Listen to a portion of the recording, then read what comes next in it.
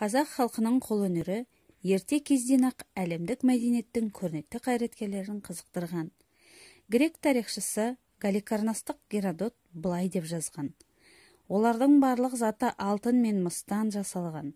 Садақтың металды бөлшектері, оғы, айбалталары мыстан, ал бас киімдер мен белдік әшекейлері алтыннан жасалған. Сондай-ақ ат омырауындағы өмілдіріктер де мыстан соғылған. Жүген сулыға, ауыздығы тағы да басқа бөліктері түгелдей алтынмен әшекейленіп безендірілген. Қазақ халқының қолөнер туралы Ресей ғалымдары да сүйсіне әңгімелейді. Солардың бірі Ливаневский. 1902 жылы 15 мамырда Петербургте поляк дворян отбасында дүниеге келген. 17 жылы қазан төңкерісіне большевиктер жағында қатысып, кейін азамат соғысына қатысқан. Ливаневский қазақтың қандай кәсіпке болмасын табиғаттан қабілеттілігіне сүйсінесің. Қазақтың тіккен аяқ киімдері өте берік, киюге ыңғайлы деп жазған екен.